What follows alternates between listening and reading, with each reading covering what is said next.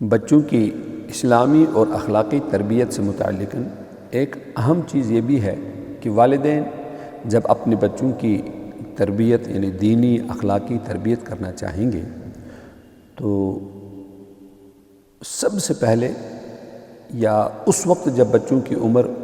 کسی حد تک شعور کو پہنچ جائے،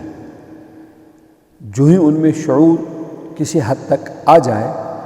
تو والدین کو چاہیے کہ اللہ رب ذوالجلال کی صفات کا، اس کی قدرت کا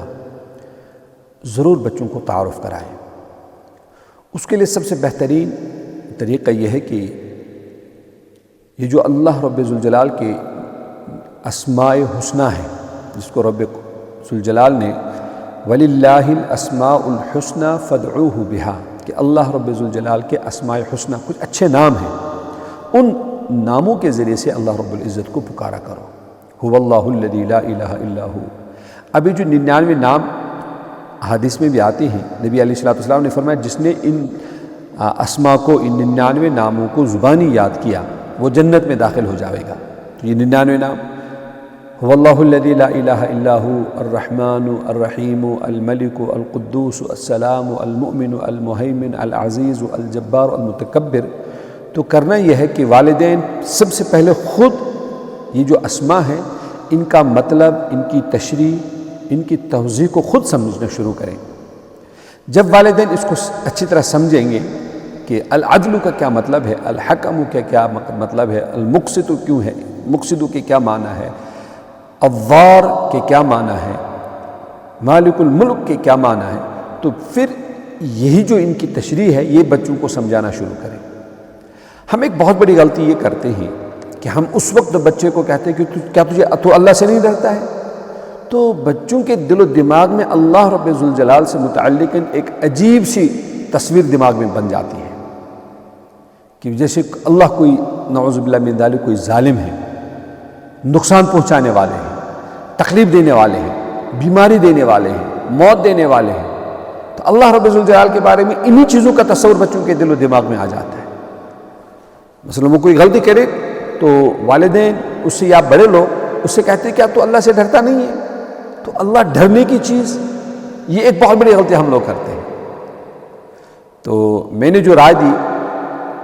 والدین کو کہ اسماء حسنی جو اللہ کے 99 نام ہیں وہ خود سمجھیں اور پھر بچوں کو سمجھانا شروع کریں۔ مثلا اللہ رب ذوالجلال کا ایک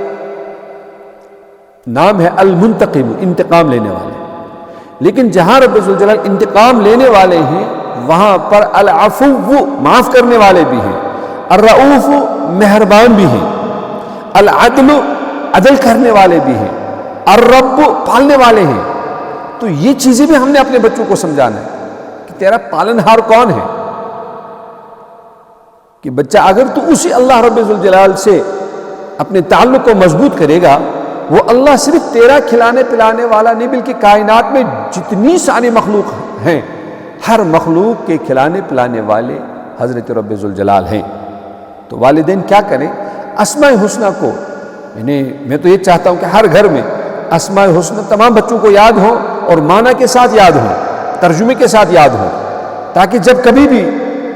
شیطان ان پر حاوی ہو جائے یا نفس ان پر حاوی ہو جائے، وہ اللہ سے دور بھاگنا چاہیں، نفس ان کو ہٹانا چاہے،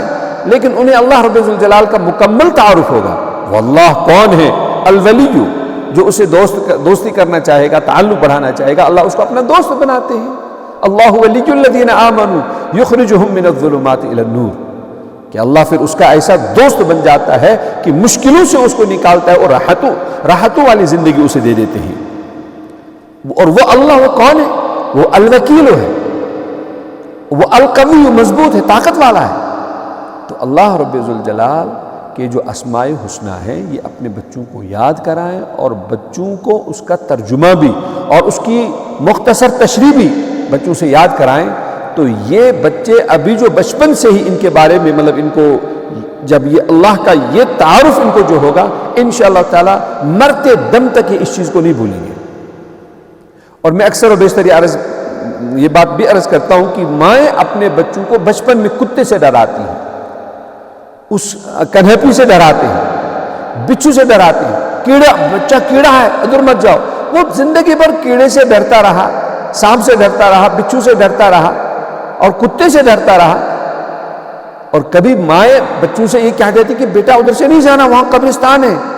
تو قبرستان سے تو پوری زندگی بچہ ڈرتا رہا، لیکن اللہ رب ذوالجلال کے بارے میں کوئی تعارف ہوا ہی نہیں۔ جب والدین کو خود تعارف نہیں تھا اللہ کا تو بچوں کو کیسے وہ تعارف کراتے؟ تو اللہ کے تعارف کے لیے بہترین موضوع جو ہے،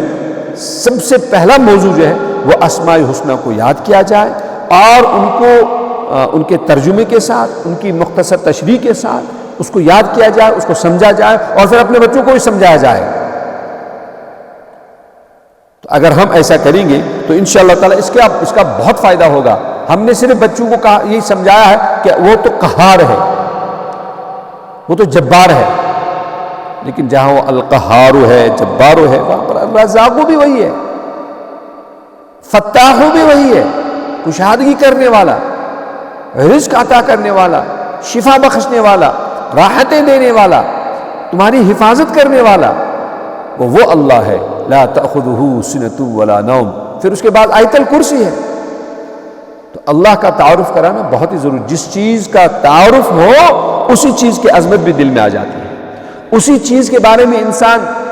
سیریس بھی ہو جاتا ہے، اور اسی چیز کے بارے میں انسان تھوڑا حساس بھی رہتا ہے جس کا تعارف ہو۔ اب جس کا تعارف ہی نہ ہو، اور پھر تعارف ہو بھی اگر وہ غلط تعارف ہو تو اس کا بہت زیادہ نقصان ہوگا۔ اللہ رب العزت ہمیں یہ بات سمجھنے کی توفیق عطا فرمائے۔